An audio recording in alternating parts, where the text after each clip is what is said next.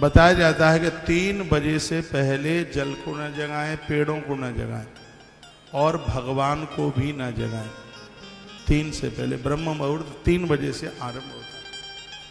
3 बजे से, यह नहीं कि रात को आपको नींद नहीं आ रही है तो आप 1:30 बजे ही नहा लें। 3 बजे से लेकर के और आगे का टाइम है वो बढ़िया है। स्नान के लिए, भगवान को जगाने के लिए वो टाइम 3 बजे से ही शुरू होता है। नदियों में स्नान करने के लिए वो समय 3 बजे से आरंभ होता है। तो उन्होंने तो 1:30 बजे ही जमुना जी में डुबकी लगा दी। लगा उन्हें कि सुबह बज गया, 4 बज गया और वरुण के दूत आए, पकड़ के लेके गए और ले जा करके उन्हें डाल दिया। इधर सब जगह ढूंढा जावे तो नंद बाबा ना मिले। भगवान कृष्ण वरुण लोग गए। वरुण देवता ने अपनी गलती का एहसास किया, आरती उतारी और नंद बाबा को कृष्ण के हाथ में सौंप दिया। भगवान श्री कृष्ण नंद बाबा को लेके आए। एकादश्याम निराहारा समय व्यर्थ जनार्दन। कोई समय ऐसा था कि एकादशी का व्रत है, लोग निराहार करते थे, सिर्फ पानी पी के ही करते थे, दूध नहीं लेते थे, फल भी नहीं लेते थे। उस समय की बात थी। उसके बाद कुछ समय आया, लोग दूध और फल के ऊपर 11 का व्रत करने लगे। लेकिन वर्तमान समय का तो ऐसा दौर है, सभी कूटू के पकौड़ा, कभी सिंगाड़े की लपसी, और दिनों से ज़्यादा कभी कूटू के पकौड़ा, कभी सिंगाड़े की लपसी। पूरे दिन नंदी की तरह मुंह चलता ही रहता है। कभी तला हुआ भुना हुआ आपने, कभी काजू ले लिया, कभी बादाम की ठंडाई ले ली, कभी दही की लस्सी ले ली और पता नहीं क्या क्या, कभी भुना हुआ पनीर ले लिया। और हर आधे घंटे में आपको डाइट चाहिए, क्योंकि आप धरती हिला देते हैं। ऐसा लगता है कि आपने तो पता नहीं कौन सा कारगिल का आज युद्ध जीत लिया है। सुबह से शाम तक हैं तो हमें बताया हमने एकादशी की है, और कोई पूछता नहीं है तो भी बोलते हैं मालूम है हमने एकादशी की है, 17 साल से कर रहे हैं। वर्ण ने एकादश्याम निराहारा समभ्यर्च जनार्दनम स्नातुम नंदस्तु कालिंदा द्वादश्याम जलमाश्रितम। नंद बाबा ने निराहार होकर 11 का व्रत किया था। तो नंद बाबा की एकादशी का वर्णन किया गया। 3 दिन में एकादशी पूरी होती।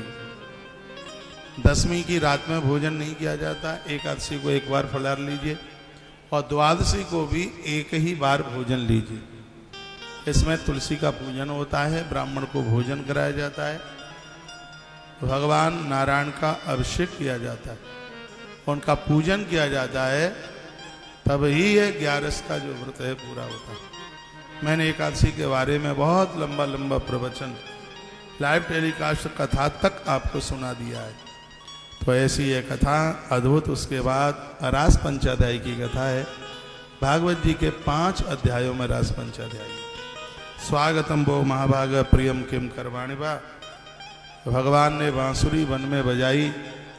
गोपियां अपने अपने घर के कामों को छोड़ती हुई भगवान श्री कृष्ण के पास पहुंची। ऐसी बाजी रे मुरलिया। तुम लोग शांत से क्यों नहीं बैठते हैं? गंभीरता नहीं है। ऐसी बाजी रे मुरलिया, गढ़ जमुना के तीर बहन में तो दौड़ पड़। आता है ऐसी बाजी रे मुरलिया, गढ़ यमुना के तीर बहन में तो दौड़ पड़ी। ऐसी बाजी रे मुरलिया, गढ़ यमुना के तीर बहन में तो दौड़ पड़ी। ऐसी बाजी रे मुरलिया, गढ़ यमुना के तीर बहन में तो दौड़ पड़ी। ऐसी बाजी रे मुरलिया, गढ़ यमुना के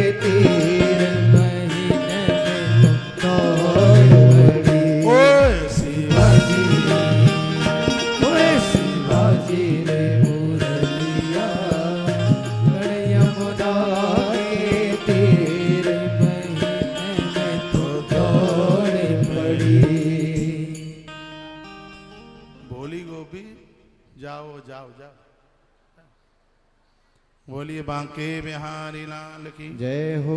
श्री हनुमान जी महाराज की जय हो। ऐसी बाजी रे ऐसी बाजी रे रलिया जड़ यमुना के तीर में तो दौड़ पड़ी ऐसी बाजी रे ओ ऐसी बाजी रे रलिया जड़ यमुना के तीर में तो दौड़ पड़ी ओ ऐसी बाजी रे ओ ऐसी बाजी रे मुरलिया गण यमुना के बोली रास बिहारी सरकार जय हो।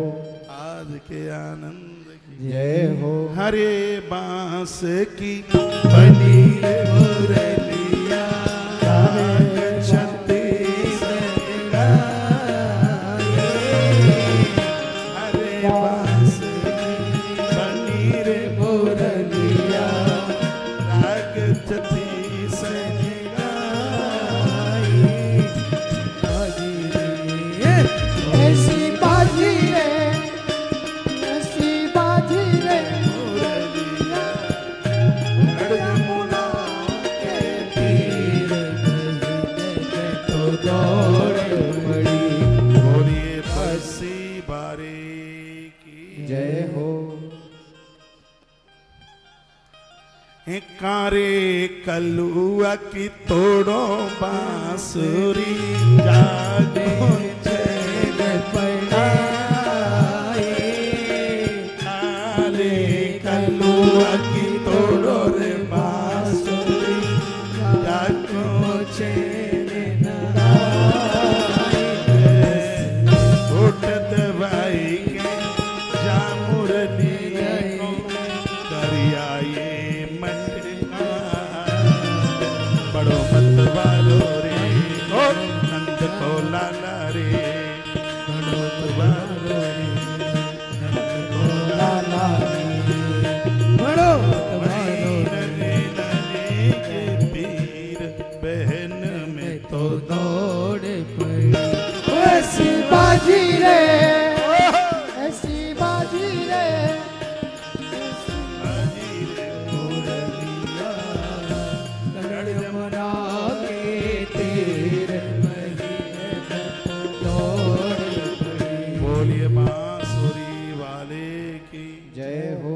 मोहन प्यारे की जय हो। जय जय श्री राधे श्री राधे श्री राधे श्याम। ऐसी बाजी रे ओ ऐसी बाजी रे मोर गढ़ जमुना के तीर बहिन में तो दौड़ पड़ी ऐसी बोले बांका बिहारी लाल की जय हो। रास बिहारी सरकार की जय हो। श्रीमद् भागवत जी के 10वें स्कंद के 31 नंबर के अध्याय में विलक्षण गोपी गीत है। कमरे में नहीं है, समझ लो। 31 नंबर के अध्याय में गोपी गीत। मैंने बहुत बार कहा है कि रात्रि को सोते समय रुद्राष्टक का पाठ कीजिए और प्रातः जब आप जागते हैं उस समय गोपी गीत का पाठ कीजिए। गोपी गीत का पाठ करने से हार्ट मजबूत होता है। जिनकी बाईपास सर्जरी हुई है या जिनका ऑपरेशन हुआ है उन्हें गोपी गीत का पाठ करना ही चाहिए। उनके खान पान में दालचीनी, खरबूजे के बीज, तेज पत्ता, अखरोट, ये बहुत ज़्यादा लाभदायक है। उसमें गोपी गीत का जो पाठ है वो हार्ट के लिए, कलेजे के लिए, हृदय के लिए धरती पर वरदान की तरह गोपी गीत। इसका तो पाठ सबको ही करना चाहिए। ये नहीं कि जो हार्ट के मरीज हैं उनके लिए, सबको ही होना चाहिए। गोपी गीत में समर्पण है। भगवान के लिए आंख में आंसू कितने होने चाहिए, कैसे होने चाहिए, ये श्रीमद् भागवत जी का गोपी गीत। गोपियां रोई हैं और उन आंसुओं को भगवान सुखदेव ने एक गीत का रूप दिया, उसी का नाम गोपी गीत है। और गोपी गीत में 19 श्लोक हैं। एक एक श्लोक हमें भगवान से जोड़ने का, भगवान से मिलाने का काम करता है। इसमें एक 9 नंबर का श्लोक है, तब कथामृतम। गोपियां कहती हैं, पूरा तो गोपी गीत नहीं सुना पाऊंगा।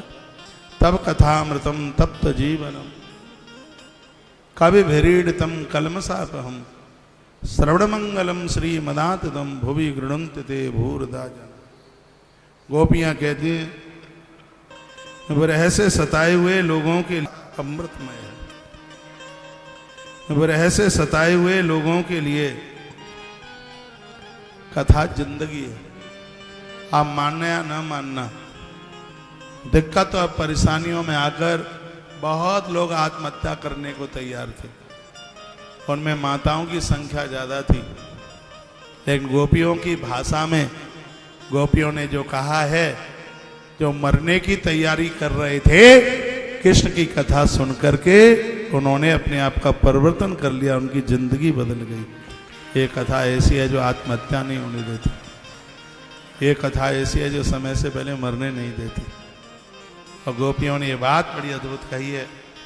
वो कहती हैं कि इस धरती पर उससे बड़ा कोई दानी नहीं है, जिसके माध्यम से मृत्यु लोक में लोगों को कथा सुनने का सौभाग्य प्राप्त। और सच यही है कि आपने अपने जीवन में जो भी धन कमाया है, पैसा कमाया है, 2 बातों पर यह सार्थक हो जाता है। एक तो आपका पैसा बेटियों के विवाह में खर्च हुआ हो, और एक आपने इस पैसे से कथा वार्ता आयोजन सेवा कार्य इनके ऊपर खर्च किया हो। क्योंकि धन की 3 गति है। पहला है, धन की पहली गति है भोग, परिवार की व्यवस्था कीजिए। दूसरा है, उसमें से जो बचता है वो दान। परिवार में खर्चा पूर्ति कीजिए, उसकी अपव्यय मत होने दीजिए, फालतू खर्चा मत होने दीजिए। धन बचाओ, पानी बचाओ, उसको जितनी जरूरत है उतना भाग है कि उसका दान कीजिए, और उसका दूसरा भाग है कि उसका दान कीजिए। और फिर कहा गया है कि अब आप खर्च भी नहीं कर पाए और आप दान भी नहीं कर पाए, तो फिर तो वो तीसरी उसकी गति है जिसको कहते हैं नाश। हम कर देंगे, कुछ भी नहीं रहने देंगे, या तो सब खत्म कर देंगे। खर्च कर लिया है, परिवार को आपने एक ताकत, एक मजबूत खर्च कर लिया है, परिवार को आपने एक ताकत, एक मजबूती दी है, बच्चों का लालन पालन किया, पढ़ाई लिखाई की, यह भी धर्म है। बच्चों को उनके पाम के ऊपर आप खड़ा कर देते हैं, ये बिल्कुल धर्म है। बिल्कुल इसको हमारे ग्रंथों में धर्म माना गया, पुरुषार्थ माना गया। 3 नंबर का पुरुषार्थ है जिसे काम कहते हैं। तो आपके पास जो पैसा है, परिवार की व्यवस्था संभालिए, उसमें से कुछ बचाइए, उसका दान पुण्य कीजिए। इन दोनों में से एक भी नहीं कर पाए तो फिर तीसरा रूप है कि उसका नाश ही होना है, पर वो बचेगा नहीं, वो खत्म हो जाएगा। बड़ी सुंदर सी बात कही है हमारे ग्रंथों में। जो भी आप दान पुण्य कर रहे हैं, ऐसे जमा कर रहे हैं जैसे बैंक में आप अपना खाते में जमा करते हैं। ये सोचिए ही मत कि हमने किसी को दे दिया है। मैं तो यही सोच रहा हूँ, मैं तो यही समझ रहा हूँ, ये जो भी कुछ हो रहा है, ये सब ईश्वर के यहाँ सब जमा हो रहा है, और इसके एक एक पाई कई गुना होकर आपको ही मिलने वाली। यहाँ बहुत बहनें बैठी हैं, मैं कहूँगा साड़ी के ऊपर और अपनी व्यवस्थाओं के ऊपर लीपा पोती श्रृंगार। मुझे आज कोई बता रहा था कि एक ऐसा साबुन आ रहा है जो 3000 रुपये का आता है, और उसको शरीर से लगा लो तो शरीर में फुंसियाँ नहीं होती। बता रहे थे कि शरीर में वो सफ़ेद सफ़ेद सा नहीं होता, क्या होता है मालूम नहीं है, मुझे तो पता नहीं है। ऐसा साबुन आता है, ऐसा तेल आता है कि जिसको सिर में लगा लो तो बाल चिपकते नहीं हैं, बिल्कुल हवा की तरह से एक एक बाल उड़ता है, पता नहीं वो कितने का आता है। मैं बहुत आग्रह पूर्वक निवेदन करना चाहूँगा, जो ये सब व्यर्थ में पैसा खर्च होता है, ये आपको पता नहीं है। कभी अपने पति के पास बैठिए, ठीक से बैठिए, बिना क्रोध किए हुए, उसको दिन सुबह से लेकर के रात्रि तक पूरी परिचर्या पूछिए, वो आदमी आपको बताएगा कि पैसा कमाने में कितनी मेहनत लगती है, कितनी बेचारा झूठी सौगंधें खाता है, कसम खाता है, अपने बॉस की कितनी सुनता है वो। तो मैं तो वो बोल देता कि मित्र के यहाँ चला गया था 4 घंटे इसलिए ज़्यादा लग गए। वो मित्र के यहाँ नहीं गया था, घर के खर्चे नहीं चल रहे थे, वो 4 घंटे का ओवर टाइम लगा के आता है जो कभी आपको वो बताता नहीं है। वो पति है, वो आपका बेटा है, वो पुरुष है। ये पैसा कैसे कमाया जाता है ये मर्दों को पता है। नारी वह है जो गृहिणी बन करके रहती है और पैसे का बचाव करती है, इस पैसे को व्यर्थ नहीं जाने देती। मैं उन बहनों का बड़ा सम्मान करूंगा। आज मेरे पास में एक बहन दीक्षा लेके गई है, क्या नाम है, कृषा सारडा माहेश्वरी। यहाँ कोई किशनगढ़ है, छोटा कस्बा 40 किलोमीटर दूर है। कोई यहाँ के लोगों को पता होगा किशनगढ़, हाँ कोई कस्बा है। वो वाला किशनगढ़ नहीं है, अजमेर वाला, यहीं है कहीं। बहन मैं व्यासपीठ से तुम्हारा रेस्पेक्ट कर रहा हूँ, तुम्हारा नाम ले रहा हूँ। कृषा सारडा माहेश्वरी परिवार की बेटी है और वो अपने पति के साथ आ जाई और बोलती है महाराज जी जीवन बदल दिया है कथा ने। मुझे तो आप लोगों की बातें सुन के ही तो पता लगता है इस कथा का क्या असर हो रहा है। आज हम सुरक्षित हैं, आनंदित मग्न हैं, ये जीवन जी रहे हैं सिर्फ और सिर्फ कथा की वजह से। यदि कथा न होती, कितनों की जिंदगी चली गई होती, कितनों की दुनिया बिखर गई होती। इस कथा ने जिंदगी बचा ली है, इस कथा ने जीवन बचा लिया है। मैं अपनी युवा बहनों को, युवा भाई लोगों को कहना चाहूँगा, ये फालतू के व्यर्थ के खर्चों को आप कम कीजिए। आपके ट्रंक भरे हुए हैं साड़ियों के, एक एक बहन के पास 60-60 साड़ियाँ हैं। मर्दों के पास पैंट भले ही 4 ना हो, लेकिन आपके पास साड़ियाँ 40 हैं। और फिर भी जब शादी में जाना होता है बात ऐसे कर देती हैं, क्या पहन के जाएं, हमारे पास तो कुछ है ही नहीं। क्या आपको टेंट हाउस की ओढ़नी चाहिए, क्या चाहिए? इतना होने के बाद भी और आप हमेशा रीते से रहते हैं, आप खाली से रहते हैं। आपके पास आपकी ज़रूरत से ज़्यादा है, इसको बांटिए, इसको वितरित कीजिए, इसके ढेरे मत लगाइए, नहीं तो यह संपदा का अपव्यय हो गया है। ये लक्ष्मी माता का घोर अपमान है। पैसा कैसे कमता है, कितनी मुश्किलें होती हैं, कितनी दिक्कतें होती हैं। वह आदमी ब्याज पर पैसा लेके आता है, दिन रात लगा रहता है, परिवार का घर चलाना मुश्किल होता है। आप लोगों के लाख रुपया महीने में भी घर नहीं चलते, ऐसे भी लोग हैं जिनका घर 5-7 हज़ार रुपये में जिनका घर चल जाता है। हमारे यहाँ कुछ बगीचे में काम करने वाले हैं, हमारे यहाँ कुछ टैंकर पर पानी पेड़ों में देने वाले लोग हैं, उनको 8-9 हज़ार रुपया मिलता है। इतना ही मिल पाता है 9 हज़ार रुपया, क्यों काम करने वाले बहुत ज़्यादा लोग हैं। रोटी कपड़ा जगह तो आश्रम की सब है ही, उनको किसी को 8 हज़ार, किसी को 9 हज़ार, किसी को 10 हज़ार रुपया मिलता है। वो इतने सुकून के साथ जीते हैं। जब मैं आश्रम जाता हूँ प्रसन्न होकर के मुझसे मिलते हैं और कहते हैं महाराज जी इतना आनंद आ रहा है, किसी को लाख रुपया मिलता हो वो भी इतने खुश नहीं होंगे जितना कि हम 9 हज़ार रुपये में प्रसन्न हैं। इतनी ज़िंदगी जीने में सुकून मिल रहा है, इतना जीवन जीने में आनंद मिल रहा है, क्योंकि उन्होंने फालतू के खर्चे नहीं बढ़ाए हैं अपने। आपका आदमी 5 दिन कमावे और आप उसको संग ले जाएं बाजार में, एक होटल पर बैठ जाएं, 1000 रुपया तो खाने पीने में ही उड़ा दें, वो आपको कुछ भी नहीं कह पाएगा, क्योंकि वो आपके सामने हारा है। थोड़ा सा वो आपको कुछ बोलता है तो आप उसे इतना करंट 450 वो बाट के 450 वोल्टेज में, और आप इतने धू करके उससे बात करते हैं, वो कांप जाता है आपके भय से। और एक ही बात से वो आपसे भयभीत है, क्योंकि आपके पास में एक ही हथियार है और वो है चूहा मार दवाई खा लेंगे, पंखे से लटक जाएंगे, आत्महत्या कर लेंगे। और इस बात के पीछे वो मर्द हारा हुआ है। ये सब गिरी हुई बातें हैं। ये सभ्य समाज में, पढ़े लिखे समाज में ये बातें कभी भी नहीं होनी चाहिए। मुझे इसलिए पता है क्योंकि ये मर्द लोग मेरे पास आते हैं और मुझे बोलते भी हैं। वो कहते हैं, एक तो मैंने भी देखा है, मैं कहीं था, दिल्ली में था, कहाँ की बात, करवा चौथ, एक व्यक्ति अपनी पत्नी के लिए 1700 रुपये की साड़ी लेके आया। इतनी प्रसन्नता से उसने अपनी घरवाली को साड़ी दी। आप सच मानिए उस स्त्री ने वह साड़ी करवा चौथ वाले दिन अपने पति के मुंह के ऊपर डिब्बे के साथ फेंक करके मारी। उसकी आंख में आंसू आ गए। वो बहुत देर तक रोता रहा। मैं उसको पुचकारता रहा। ऐसी करवा चौथ क्या देगी उन बहनों को? क्या मतलब है इस करवा चौथ से? एक करवा चौथ में आप पानी छोड़े हुए, मुझे तो लगता है ऐसी तो देवियाँ किसी की ओट में पहुँच करके लीटर भर पानी पी लेती होंगी। जो पति के मुंह के ऊपर साड़ी मार सकती है तो 1 लीटर भर के पानी क्यों नहीं पी सकती? तो सबको ये सब दिखावा है। ये तो सबको दिखाने के लिए मैं कहूँगा आदर कीजिए। पैसा बहुत मुश्किल से कमता है। इसको फालतू में खर्च मत कीजिए। इसके द्वारा अपने परिवार को बनाइए, अपने परिवार को गढ़िए। बच्चों की पढ़ाई लिखाई के ऊपर खर्च कीजिए, धर्म कर्म पर खर्च कीजिए। आपके घर में बूढ़े वृद्ध हैं, दवाई के लिए तरस रहे हैं, उनको दवाई नहीं है, उनको औषधि नहीं है, उनकी उन जरूरतों को पूरा कीजिए आप। तभी तो आप एक सभ्य पुत्र, और तभी तो आप सभ्य पुत्र बधुआ होंगी।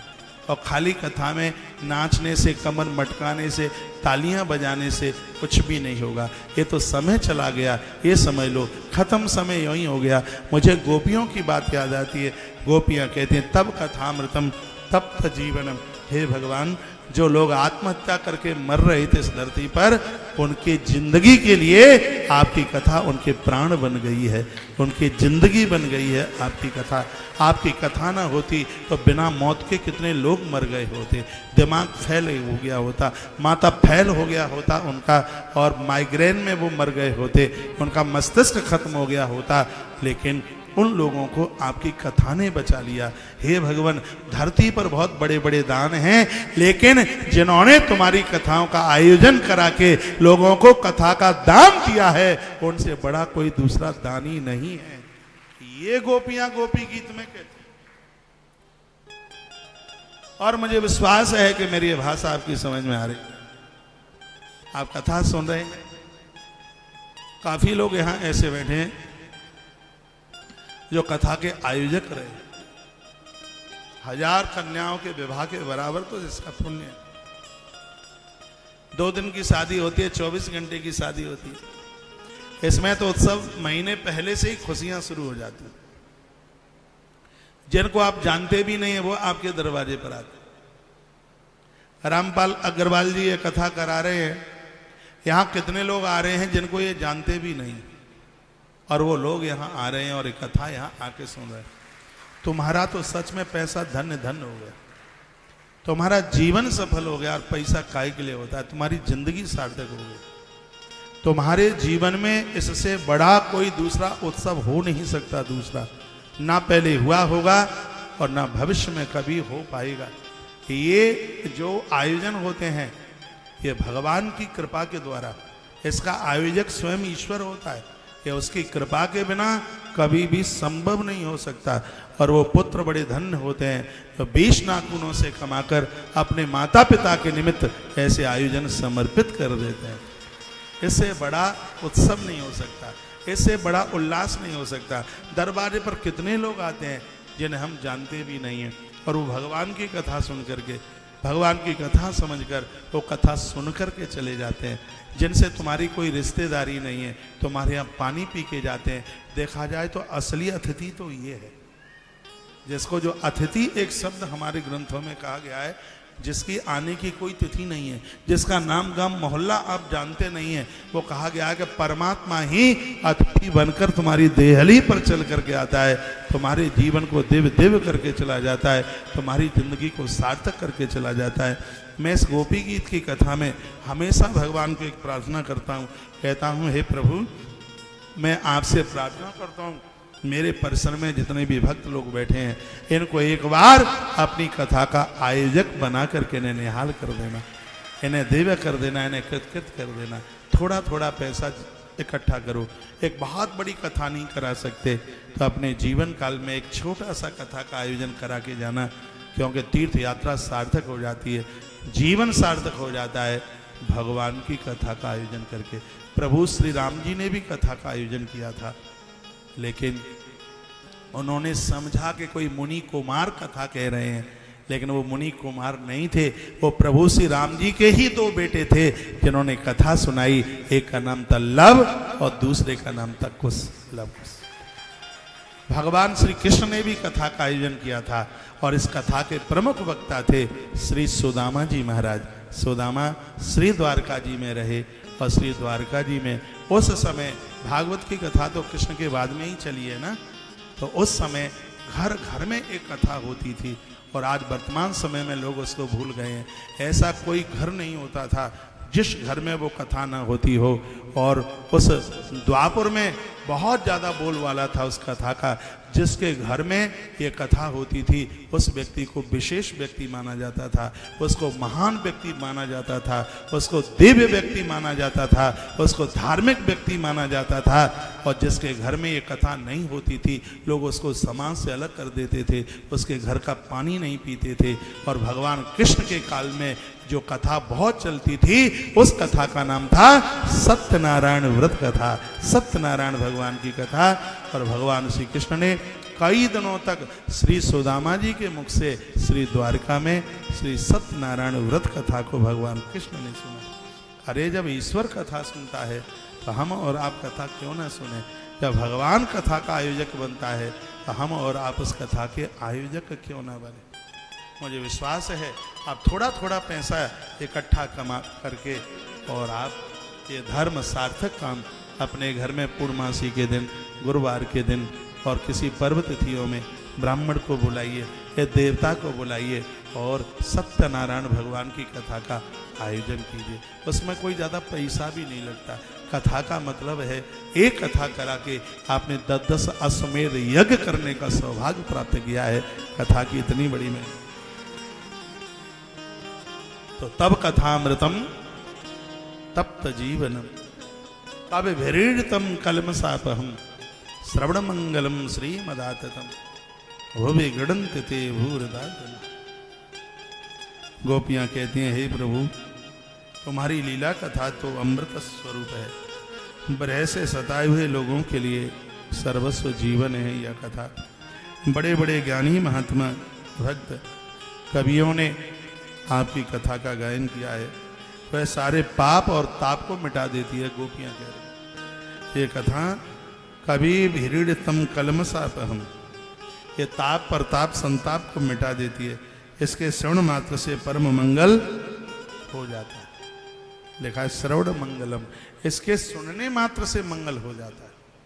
आप टाइम निकाल के, समय निकाल कर आप यहाँ कथा में, और बहुत बड़भागी भाग्यशाली वो लोग होंगे जिनको पूरे 7 दिन की ये कथा सुनने का सौभाग्य प्राप्त हो जाए। रविवार के दिन पूर्णाहुति करके जाएंगे, हवन यज्ञ का दर्शन करके जाएंगे, परीक्षित का मोक्ष सुन करके जाएंगे।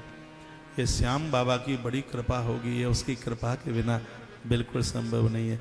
जिनके पास इतना काम है जो फुर्सत में नहीं है वो पूरी कथा सुन के जा रहे हैं, और जिनके पास कोई काम नहीं है श्याम बाबा ने उन्हें अपनी धरती पर रुकने नहीं दिया और उनको विदा कर दिया। कहा जाइए, तुम्हारे भाग्य में पूरी कथा सुनने का तुम्हारे योग नहीं है, और वो चले गए।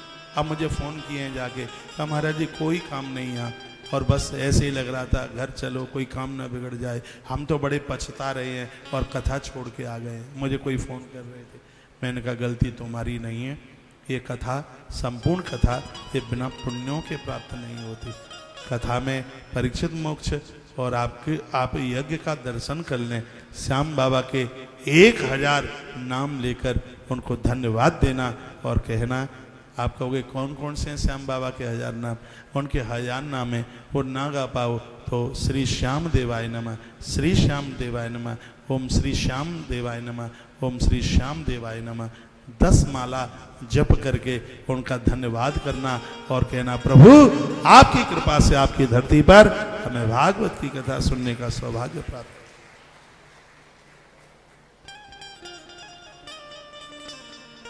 श्रवण मंगलम श्रीमदाततम, श्रीमदाततम। इस कथा को सुनने से मंगल होता है।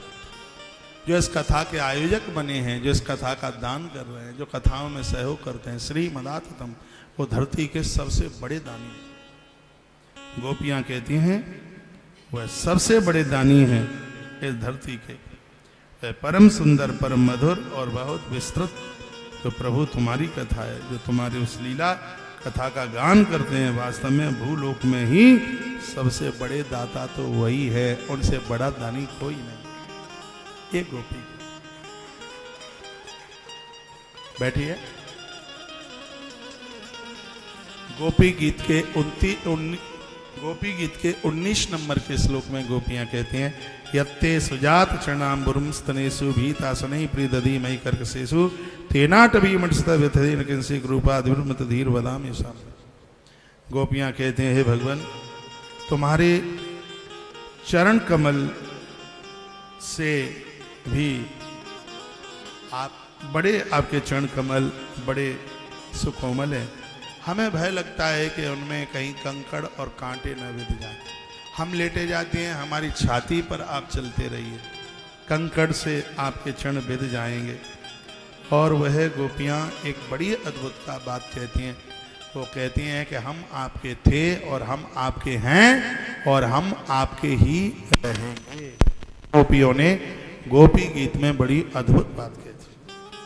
किसी गायक ने, किसी लेखक ने बड़ा अच्छा गीत गाया है, हम तुम्हारे थे प्रभु जी, हम तुम्हारे हैं, हम तुम्हारे ही रहेंगे, हे मेरे मोहन।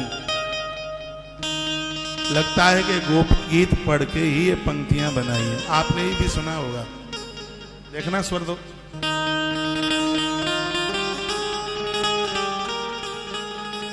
हम तुम्हारे थे प्रभु जी, हम तुम्हारे हैं,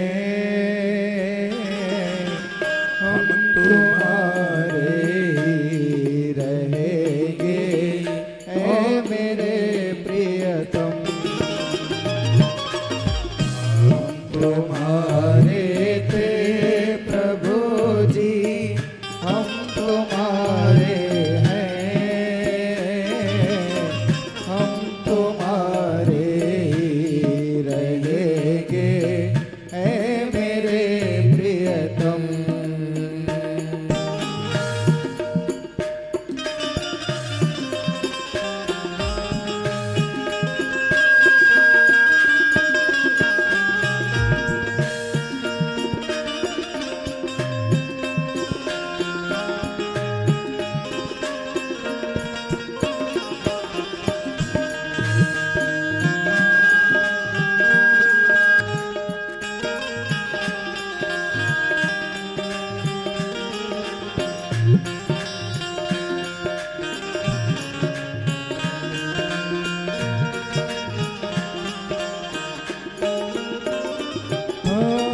तुम्हें छोड़े सुने नंद दुलारे, कोई न मीत हमारो।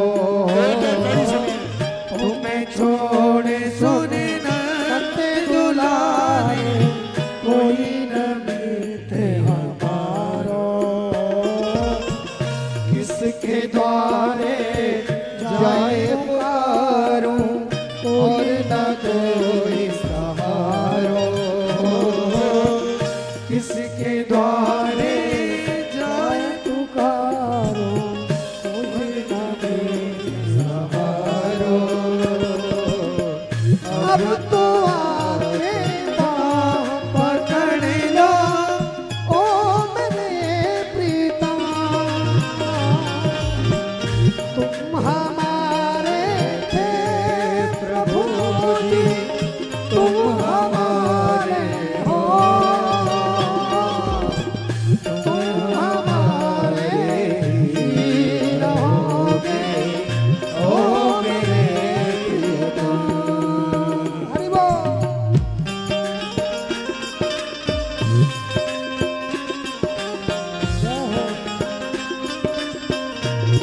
राधा रमण भगवान की जय हो।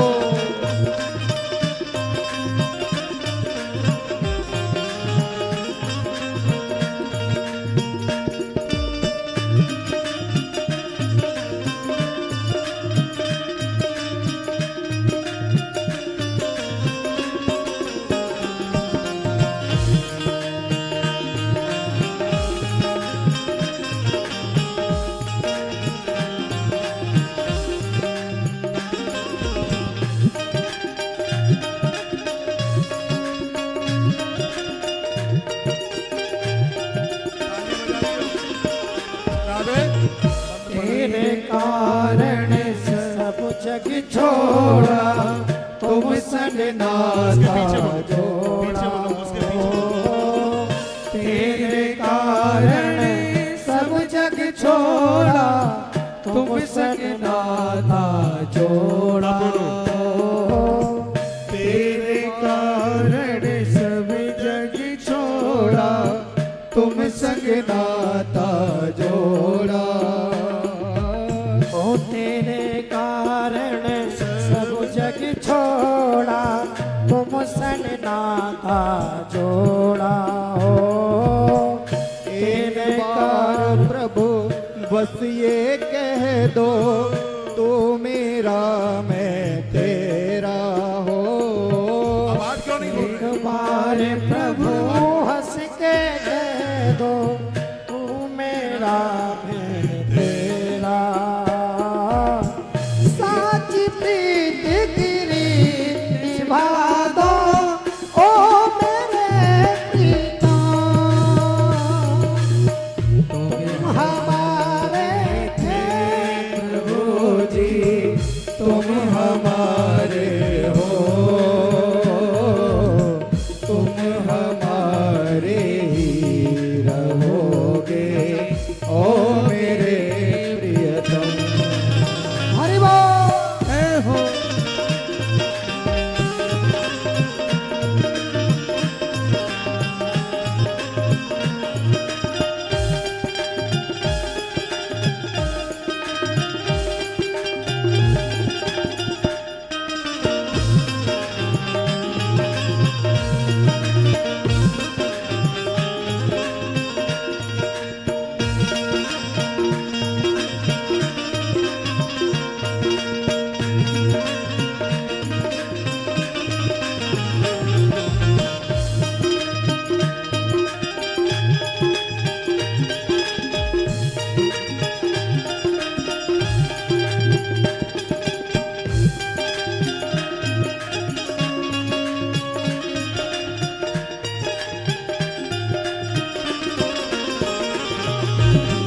दासी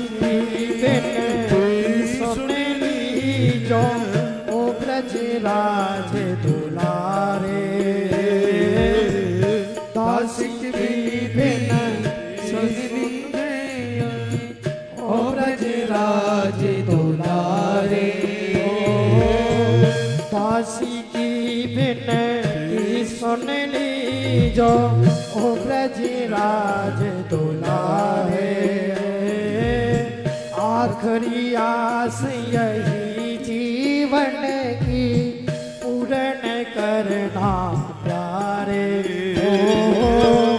आखिरी आस यही जीवन की पूर्ण करना प्यारे। एक बार कैसे लगा लो,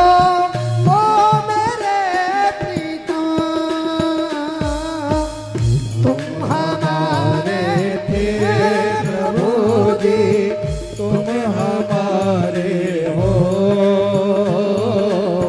तुम हमारे ही रहोगे, ऐ मेरे प्रियतम। हमारे थे प्रभु जी, हम हमारे हैं, हम हमारे ही रहेंगे, ओ मेरे प्रियतम। हमारे थे प्रभु जी, तुम हमारे हो। तुम हमारे ही रहोगे, ओ मेरे प्रियतम।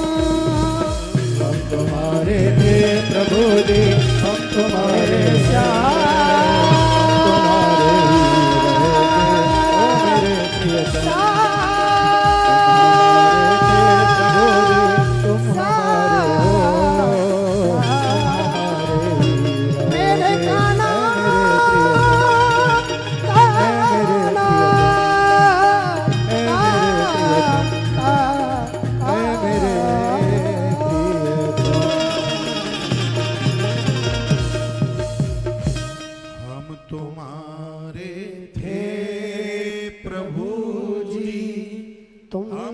तुम्हारे हैं, हम तुम्हारे ही रहेंगे, ऐ मेरे प्रियतम। बोलिए बांके बिहारी लाल की जय हो, खाटू श्याम भगवान की जय हो। तो गोपी गीत 19 श्लोकों में भगवान सुखदेव मुनि ने जो गाया है, ईश्वर के साथ कैसी प्रीति हो ये गोपी गीत में दर्शाया है। गोपियां रोईं, कृष्ण मध्य में प्रकट हो गए। महाराज की लीला जीव को ईश्वर से मिलाने वाली लीला है। भगवान शंकर इस लीला में श्री वृंदावन में गोपेश्वर बनकर के प्रकट हो गए। जैसे आप खाटू श्याम आते हैं, सालासर बालाजी का दर्शन करके यह यात्रा पूरी हो जाती है। उसी प्रकार से जो बांके बिहारी वृंदावन में दर्शन के लिए आते हैं, गोपेश्वर नाथ भगवान का दर्शन करके ब्रज की यात्रा भी अपने आप में पूरी हो जाती है। अभी आप बिहारी जी का दर्शन करने को वृंदावन जाओ, इतना समय लेके जाइए कि आप भगवान गोपेश्वर का दर्शन कर लें। श्याम बाबा का दर्शन करने को आओ तो इतना टाइम लेके आइए कि आप सालासर बालाजी की देहली पर भी आप धूप लगा दें, उन्हें भी आप प्रणाम कर लें। ऐसे गोपी गीत की कथा भागवत जी के माध्यम से आपके बीच में रखी गई। तत्पश्चात समय कुछ सा चला, आदेव श्री नारद जी भगवान के पास आए और कहा, भगवान कुछ नहीं समझ में आ रहा माइक में कि मैं क्या बोल रहा हूँ। मुझे समझ में नहीं आ रहा तो इनको कहां से समझ में आएगा, इतना भारी लग रहा है।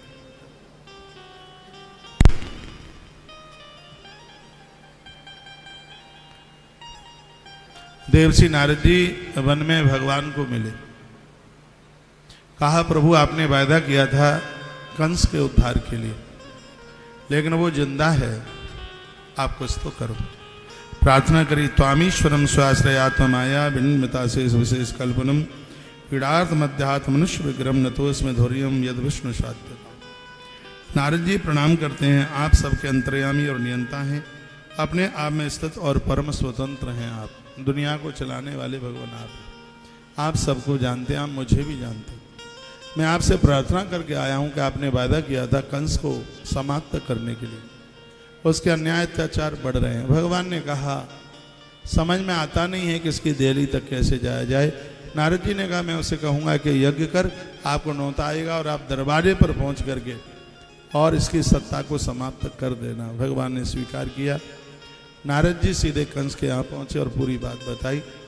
कंस ने उसी रात्रि अक्रूर के पास जाकर और एक चिट्ठी लिख करके दी और ये कहा कि तुम पत्र वाहक संदेश वाहक बनकर श्री ब्रज में जाओ और नंद की देहली पर तुम्हें पहुँचना है, मेरे यज्ञ में उन्हें नौता देना है।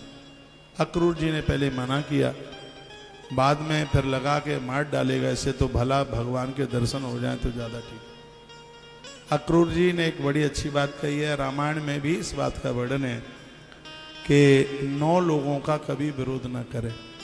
कौन कौन है? एक हाथ में हथियार लिए, शस्त्र लिए, एक वो जो हमारा मरम जनता है, एक वो जिस बॉस के नीचे आप नौकरी कर रहे हैं, एक वो जो मूर्ख लोग हैं, एक वो जो धनवान लोग हैं, और एक वो लोग जो वैद लोग हैं, एक वह लोग जो पत्रकार लोग हैं, एक वह लोग जो कवि लोग हैं, और एक वह लोग जो गुरु लोग हैं, संत लोग हैं। ये 9 हैं। शस्त्री मर्मी प्रभुसर धनी वैद बंद कवि भानस गुनी, ये 9 है। 2 और डोंगरे जी महाराज ने कहा एक वो है जो आपके यहाँ रसोइये का काम करता है और एक वह है जो आपका ड्राइवर है। बहुत घटनाएं ड्राइवर के द्वारा घट गई, बहुत घटना रसोइये के द्वारा घट गई। पूज्य दयानंद जी महाराज को अजमेर में जहर देके ही तो मार डाला। जोधपुर के राजा के यहाँ उनका वो लंबी कथाएं नहीं मैं बोल पाऊंगा, लेकिन धन्य है वह महात्मा। दयानंद जी को पता लग गया था, नेपाल का व्यक्ति था, वो रसोइया था, और एक गड़का ने उसे पैसा देकर उससे मिल करके, बस बात इतनी सी थी। जोधपुर के राजा के दरबार में दयानंद जी महाराज गए और राजा के बगल में राजा की पत्नी नहीं थी, वो दूसरी स्त्री बैठी थी, तो उन्होंने कुछ ऐसा कह दिया, वो इसको बात इतनी चुभ गई, उसने संकल्प ले लिया बाबा तेरे प्राणों को मैं ही खींचूंगी। पूज्य दयानंद जी महाराज बड़े तपस्वी महापुरुष, और उस रसोइये से मिलकर के पूज्य दयानंद जी महाराज को जहर दिया गया। वह अजमेर में थे, उन्हें आभास हो गया कि मुझे इसने विष दे दिया। उन्होंने कहा ये पकड़ तू पैसा, ये दयालुता संतों की होती है, ये पकड़ तू पैसा और निकल जाए यहाँ से। मैंने तेरा कुछ भी नहीं बिगाड़ा, तूने मेरे प्राण ले लिए, एक गड़का के हाथ तू बिक गया और तूने मुझे जहर दे दिया। मेरे अनुयायियों को यदि पता लग गया तो वो तुझे मार डालेंगे, तेरे प्राण बचेंगे नहीं। उनको पता लगे तब तक तू यहाँ से निकल जा, और जब तक तू इस सीमा से नहीं निकल जाएगा तब तक मैं अपने प्राण भी नहीं छोड़ूंगा। तो जल्दी से तू निकल जा। ये है संतों की दयालुता, जिन्हें पता लग गया था कि इसने मुझे मार डाला है, और भारत का एक सन्यासी उसको रास्ते के लिए किराया देता है, का सीधे अपने देश में जाना, रुक मत जाना, नहीं तो लोग तुझे ढूंढ करके तुझे मार डालेंगे। ये उन्होंने, कभी उस व्यक्ति ने ही ये बात कही थी कि मैं प्रणाम करता हूं, अपराध तो मैंने किया है, लेकिन धन्य वह महात्मा जिसने मरते समय मुझसे ऐसी बातें बोली। तो पूज्य डोमरी जी महाराज कहते हैं कि जिनके हाथ का बना हुआ भोजन करते हैं, जो तुम्हारी गाड़ी का चालक है, 2 ये और 9 वो, ये 11 लोग हैं जिनका विरोध करना ठीक नहीं है, बढ़िया नहीं।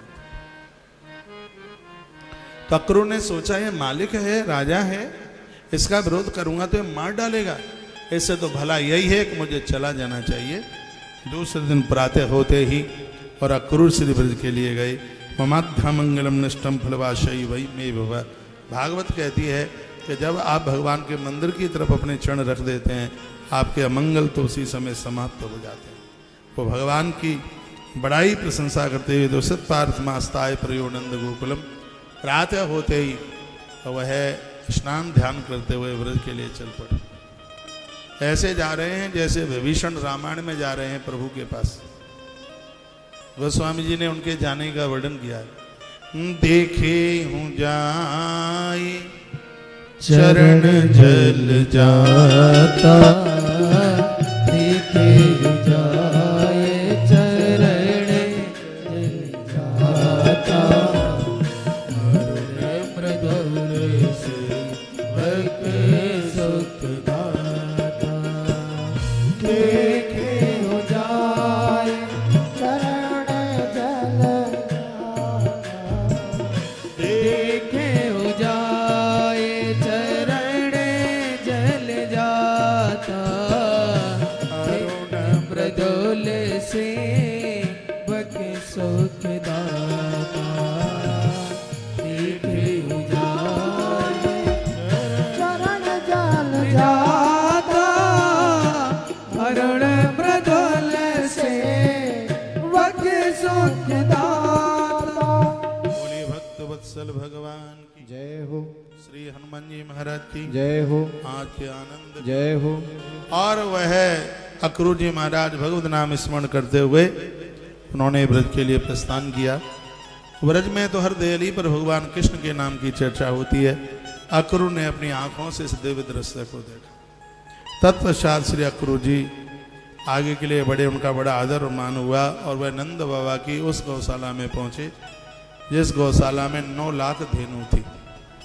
सूरदास जी ने लिखा है 9 लाख धेनु नंद बाबा के। ब्रज के रसिक जो रसिया लिखते हैं वो भी कहते हैं 9 लाख धेनु नंद बाबा के, नित नयो माखन होय, फिर भी चोरी करत श्याम तेने लाज शर्म दई खोए। अरे माखन की चोरी छोड़ कन्हैया, मैं समझाई रही तो मैया बोलती 9 लाख गैया बाबा की। तो भगवान गौचारण करते हुए आए ही थे। ददर्श कृष्णम रामम च ब्रजे गोदोहनम गत। तो यहाँ अक्रूर जी ने उनको गैया का दोहन करते हुए देखा। पीत नीलांबरऊ सरदम वृक्षणु, एक पीला वस्त्र पहने एक नीला पहने, किशोर श्यामल श्वेतो श्री निकेतो व्रत ब्रजो। किशोर हैं, अभी छोटी उम्र है, और वो रथ से नीचे उतर के आए, लंबे होके गिर पड़े। कृष्ण बलराम जी ने काका जी को अंक में भरा, घर लेके गए, क्षण धोए, क्षण रोदक का छिड़काव किया, सुंदर सी रसोई बनाई, भगवान श्री कृष्ण ने अपने हाथों से परोसी। रात भर चलती रही बातें। और शुभ है भगवान की जाने की, मथुरा की तैयारी।